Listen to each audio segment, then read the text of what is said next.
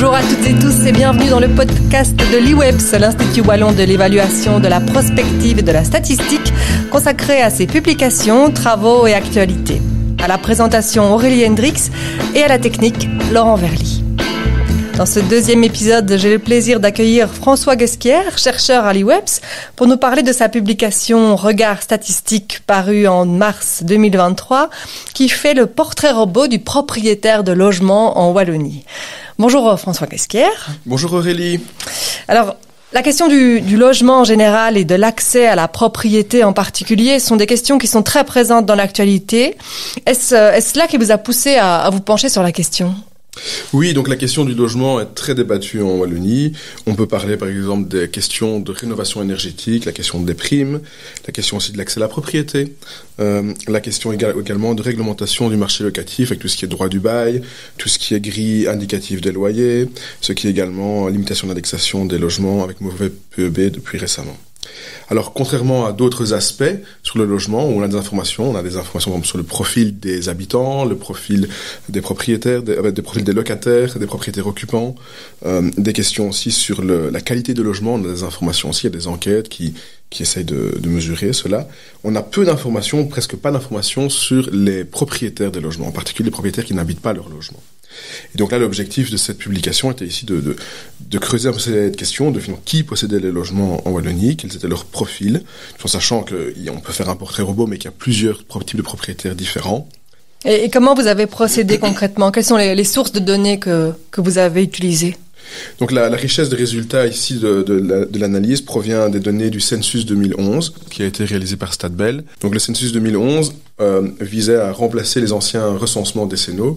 Et là, plutôt que d'interroger toute la population, il y a eu des croisements de multiples bases de données qui ont été réalisées. On a croisé le cadastre avec le registre national, ce qui permet de voir où habitent les personnes qui possèdent les logements. On a croisé ça aussi avec des bases de données fiscales ou sociales, ce qui permet de savoir quels sont les revenus de ces personnes, quels sont leurs statuts en termes d'emploi.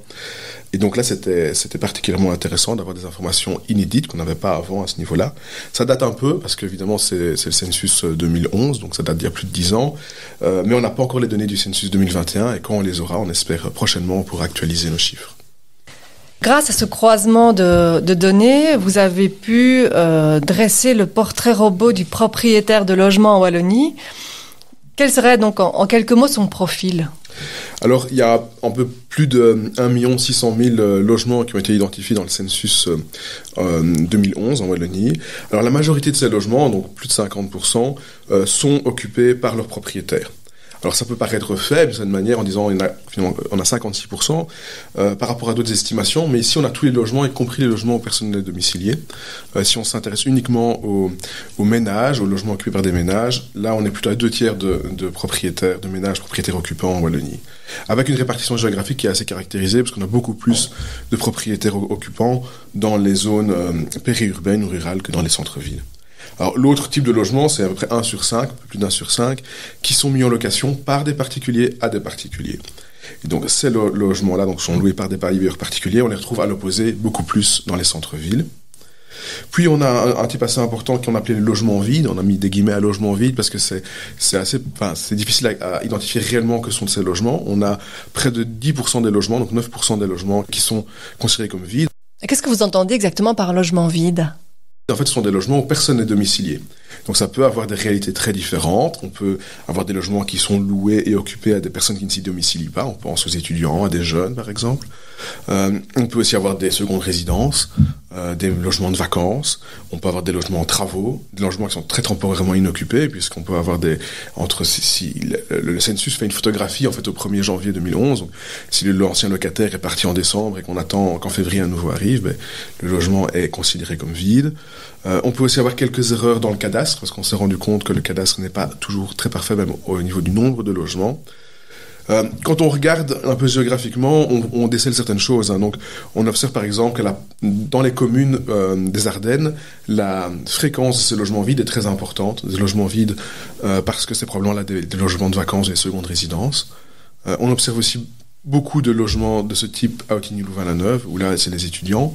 Mais on observe d'un nombre absolu, donc moins en termes de fréquence, donc c'est pas la proportion de logements dans la ville qui est importante, mais le nombre absolu est quand même assez important dans les villes aussi.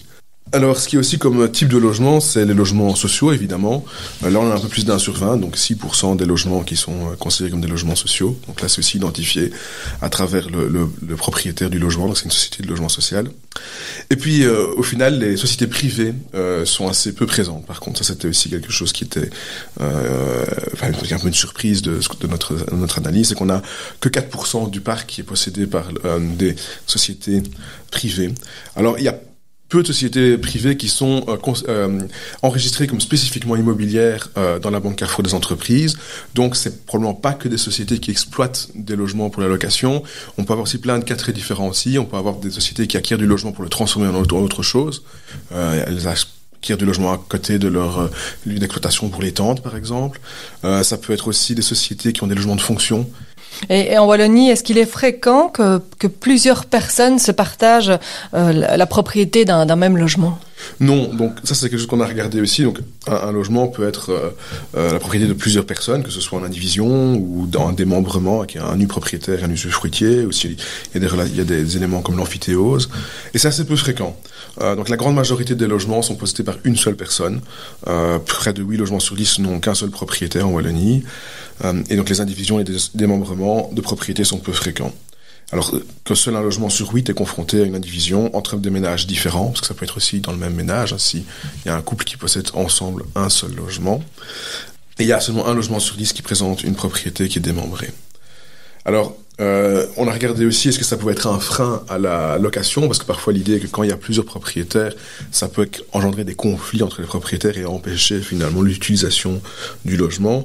Ça semble pas vraiment un frein, puisqu'on a quand même plus de logements, même quand il y a plusieurs propriétaires qui sont mis en location, que de logements qui sont vides.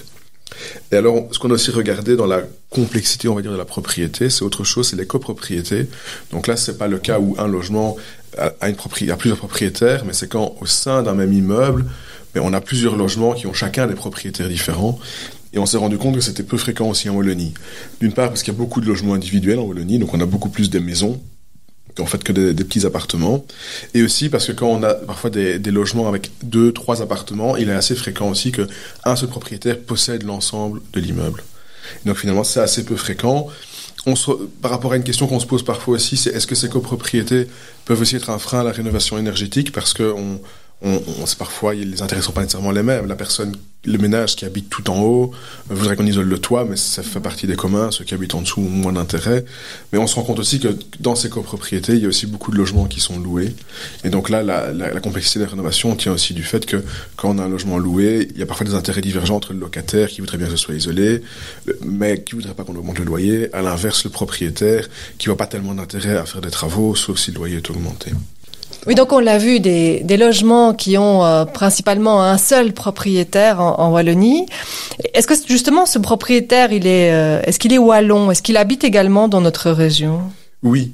Donc en fait, en Wallonie, les propriétaires de logements habitent très majoritairement la Wallonie même. Donc si on exclut les logements qui sont la propriété de sociétés, parce que c'est plus difficile à évaluer, et en particulier on a quand même beaucoup de sociétés de logement social qui possèdent des logements, mais on a moins d'un logement sur 20 qui a un propriétaire qui n'est pas wallon. Donc on a plus de 95% des logements dont le propriétaire réside en Wallonie. Alors, si les 5% sont principalement situés dans des communes frontalières, c'est probablement des propriétaires qui habitent pas loin, mais soit de l'autre côté de la frontière ou de l'autre côté de la frontière linguistique. Et si on se restreint au marché locatif, on observe aussi une très forte proximité entre le lieu de résidence du propriétaire, donc du bailleur, et le logement qu'il met en location, puisque la majorité, donc plus de 50% des logements loués ont un propriétaire qui habite la même commune que le logement. On a aussi près de un logement sur 10 dont le propriétaire habite le même bâtiment. Donc là, c'est quand c'est des immeubles. Par contre, on a quand même une petite différence. On a beaucoup plus de logements loués dans les centres-villes, je vous l'avais dit, mais souvent les propriétaires habitent plutôt en petite périphérie des centres-villes, souvent dans la même commune, mais pas exactement au même endroit. Dans les centres-villes, ont plus de locataires et les ménages plus aisés habitent plutôt en périphérie. Et est-ce qu'il s'agit principalement de gros propriétaires, entre guillemets, qui possèdent plusieurs biens, ou plutôt des petits bailleurs? Donc en Wallonie, on a plutôt des petits bailleurs, en fait. Parmi donc les plus de 350 000 logements qui sont mis en location par un particulier. On a 40% dont le propriétaire ne met en location qu'un seul logement. Donc c'est on pourrait dire un unibailleur qui ne loue qu'un seul logement. On en a près de 20% qui en louent 2, 16% qui en louent 3 ou 4, 14% qui en louent entre 5 et 10, et 7% qui en louent plus de 10, et on a très peu qui louent plus de 50 logements. Donc c'est plutôt des petits ou moyens bailleurs, on va dire. On observe aussi une forte inégalité de genre dans les propriétaires bailleurs, parce que très majoritairement des hommes, en particulier les plus gros bailleurs, donc qui possèdent plus de logements. Là, on a très peu de femmes. Mais il y a quand même, donc par rapport à cette inégalité de genre, il y a quand même quelque chose qu'on n'a pas pu prendre en compte et qui pourrait biaiser les résultats, c'est qu'on n'a pas d'informations sur les contrats de mariage. Et donc quand c'est un couple, donc on sait que c'est l'homme qui est très souvent enregistré, y compris aussi pour les propriétaires occupants comme propriétaire du logement, mais peut-être que c'est un contrat de mariage en communauté des biens et que si c'est lui qui est enregistré au cadastre, ça ne veut pas nécessairement dire que la femme n'aurait aucun droit en cas de séparation. Là, c'est quelque chose où on n'a pas eu accès à ces informations-là pour les personnes qui sont mariées. Ok, donc ce propriétaire est donc majoritairement un homme. Si on devait continuer à dresser son portrait, quel âge a-t-il? Quel est son niveau de revenu? Mais donc, les bailleurs sont plus âgés que l'ensemble de la population en Wallonie. C'est pas de surprise, on a très peu d'enfants qui sont bailleurs. Par contre, on n'a pas majoritairement ce qu'on pourrait appeler des seniors. Donc, l'image parfois du propriétaire un peu pensionné, c'est pas du tout la majorité des bailleurs, puisque on a seulement un quart, par exemple, des bailleurs qui ont plus de 67 ans. Un quart aussi moins de 44 ans, et la moitié restante se situe entre ces deux âges. Alors, si on regarde aussi en termes de statut professionnel, c'est majoritairement des personnes qui bénéficient d'autres revenus, que ce soit une pension de retraite, que ce soit un salaire, un revenu d'activité indépendante. Et parmi ces revenus, on a une certaine surreprésentation des indépendants et des chefs d'entreprise que la population de même âge. Donc, on a à peu près 10% d'indépendants et 10% de chefs d'entreprise dans les bailleurs, ce qui est plus que la population d'âge équivalent dans l'ensemble de la population wallonne.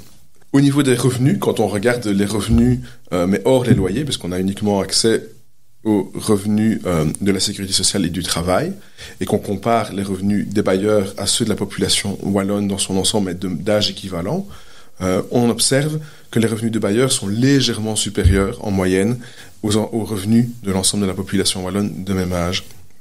Et donc, ça nous fait dire que d'abord, c'est pas des personnes beaucoup plus riches, en fait, que l'ensemble de la population, si on ne prend pas en compte les loyers. Mais aussi, le loyer n'est pas quelque chose qui vient remplacer un revenu qui serait plus faible. Parfois, on a l'idée que les personnes qui perçoivent un loyer, par exemple, sont des pensionnés qui ont une petite pension d'indépendant, par exemple, et dont le loyer permettrait de compléter ou de remplacer une partie de la pension. Ici, visiblement, c'est pas le cas, puisqu'ils ont aussi une pension légèrement même supérieure en moyenne à l'ensemble de la population. Et cette étude statistique a donc été aussi pour vous l'occasion d'infirmer deux préjugés opposés sur les bailleurs. Mais donc oui, le premier préjugé qu'on peut infirmer, c'est l'idée parfois qu'on a que les bailleurs sont très riches, en fait, font partie peut-être des 1% de la société la plus riche, que ce sont des multinationales qui possèdent le logement en Wallonie. Mais ça, c'est pas vrai, puisqu'en Wallonie, on a une région plutôt de petits bailleurs qui ne sont pas nécessairement hors leur loyer beaucoup plus riche que l'ensemble de la population. Et d'ailleurs, les bailleurs constituent un groupe social non négligeable, puisqu'on regarde les ménages, on a plus d'un ménage sur 8 qui est bailleur. Donc on a un peu plus de 13% des ménages qui sont bailleurs. Donc on n'a pas, les bailleurs sont pas des super riches, par exemple. Alors l'autre, c'est le premier préjugé qu'on peut affirmer. Le deuxième préjugé, c'est un préjugé un peu inverse, qui serait que les bailleurs seraient pauvres, qu'ils auraient finalement besoin de leur loyer pour survivre, ou même vivre dignement. Et donc ici, on se rend compte que c'est pas vrai, que finalement, le loyer est plutôt un supplément de revenus plutôt qu'un complément qui vient pas remplacer, vient plutôt compléter des revenus qui sont déjà suffisants, et en tout cas similaires à l'ensemble de la population, quand on regarde les revenus du travail des bailleurs. Et donc en termes de profil, il y a quand même aussi une diversité aussi, hein. Donc au niveau des revenus des bailleurs, aussi au niveau du patrimoine, on a vu, même si c'est majoritairement des petits bailleurs, il y en a quelques-uns qui sont plutôt moyens ou gros, donc on possède quand même 10 maisons, c'est pas rien. Et aussi, les bailleurs sont majoritairement propriétaires de leur propre logement. Ça, c'est aussi intéressant à savoir. Alors, quand on regarde au-delà de cette diversité, le profil, peut-être, si on devait le caractériser des bailleurs, c'est plutôt pas des super riches, mais plutôt une classe moyenne supérieure, ou des personnes qui sont quand même plus aisées que l'ensemble de la population. Si on regarde tant leurs revenus, y compris les loyers, ou bien si on regarde leur patrimoine, ils sont légèrement plus aisés que la moyenne de la population wallonne. Merci François Guesquière d'avoir répondu à nos questions. Je rappelle le titre de votre regard statistique numéro 8, la structure de la propriété des logements en Wallonie et en Belgique. Il est disponible sur notre site www.iwebs.be dans la rubrique publications. Je vous invite à le lire pour approfondir la discussion d'aujourd'hui et je vous dis à bientôt pour un nouveau numéro du podcast de l'IWEBS.